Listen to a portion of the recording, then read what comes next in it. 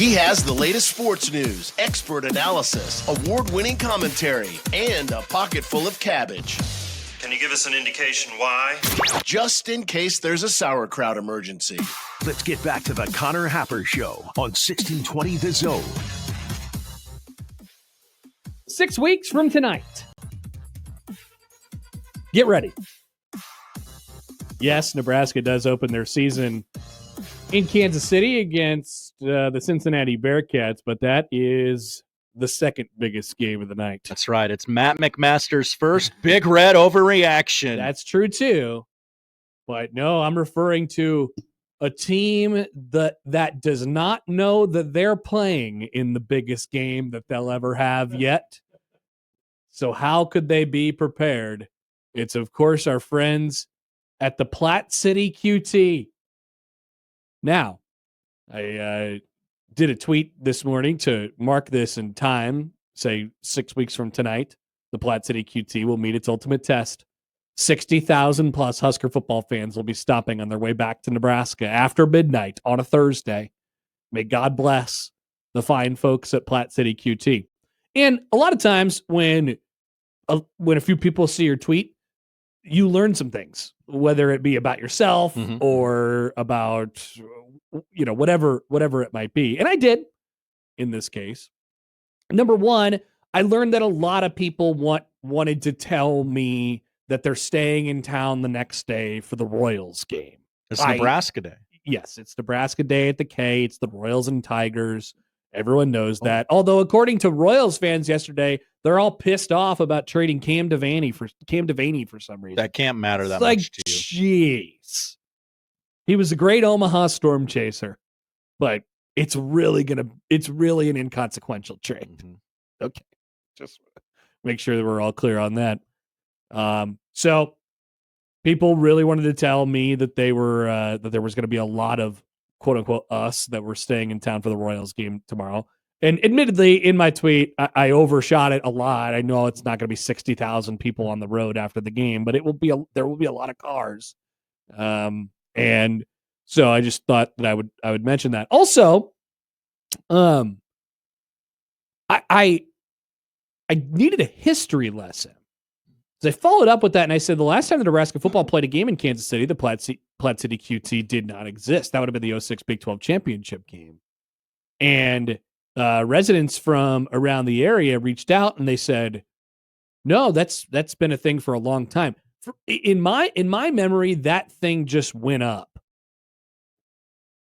like 10 or so years ago. But apparently there was a QT there before, and then they wrecked that QT, and then they built the current existing Platte City QT on top of it. Either way, the employees there, they have to understand. We will make a call.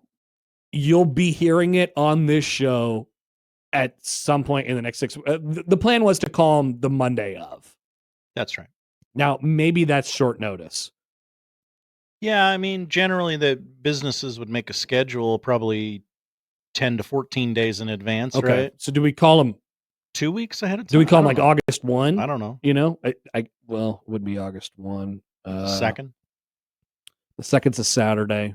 Oh, No, I want to call them and use it for the radio. sure. You know, and I want to put more dogs on the roller grill, you know. Be prepared. They're coming. Be ready.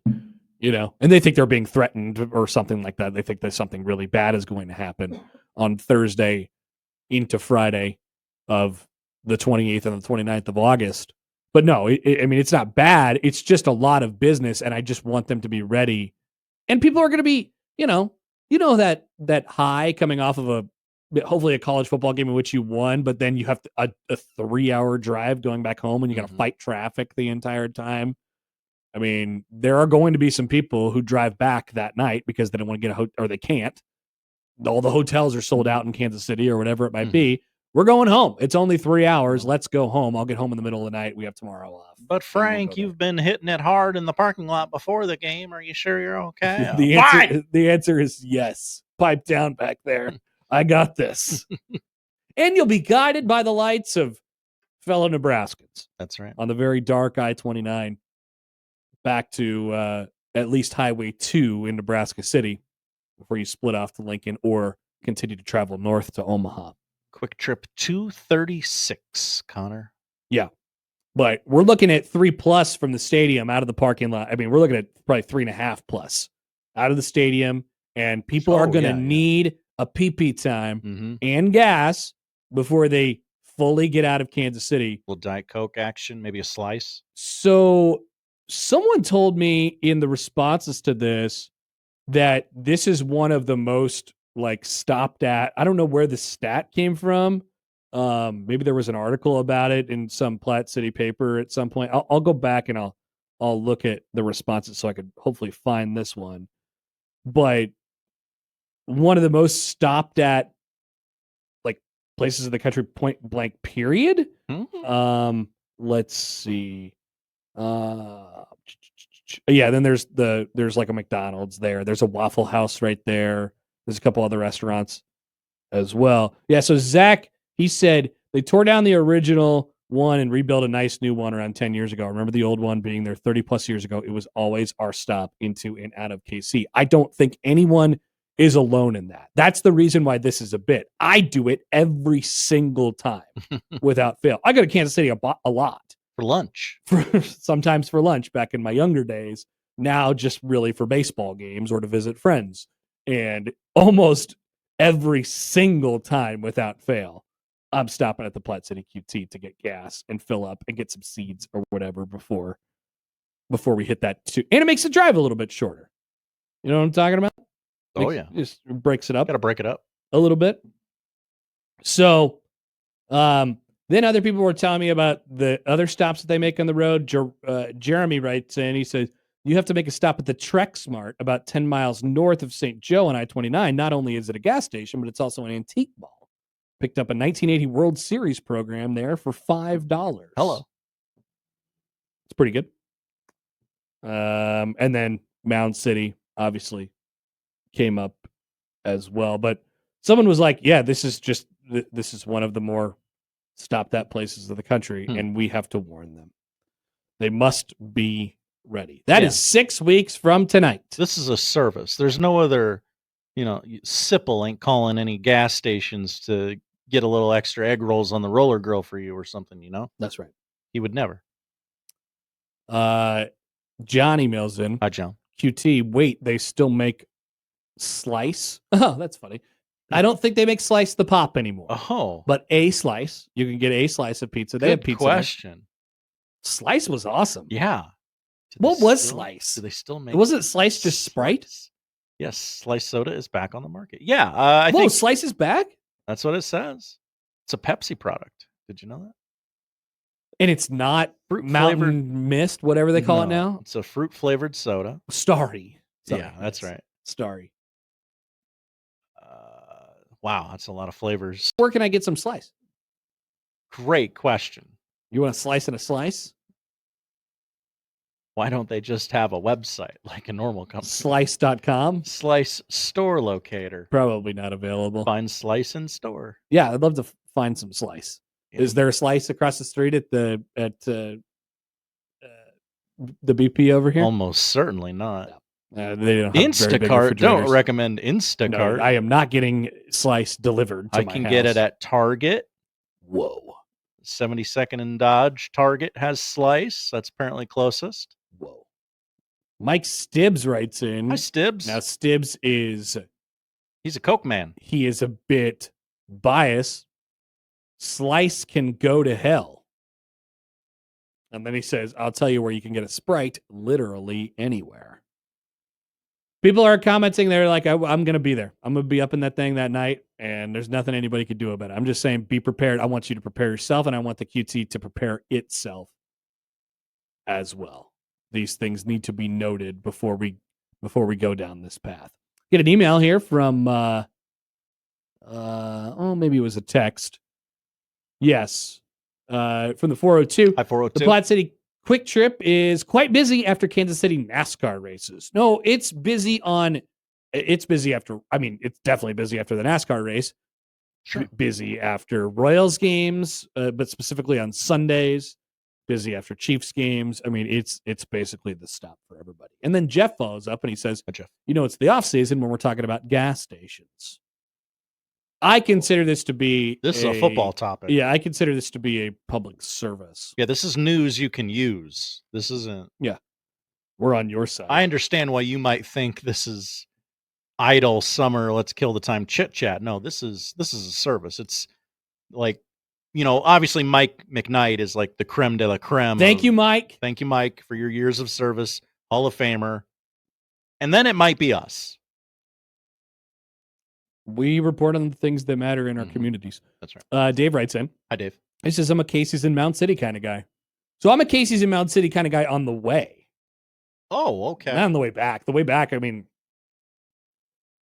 only if I'm really taking my time getting back. I can't wait that long after making the trip from Kauffman Stadium to the Arrowhead Stadium parking lot to get all the way to the Mound City Casey's for my first stop. There's no chance of that happening. Especially if I've made the trip down on one tank of gas. I have to get gas on the way back out. It just the math doesn't math there.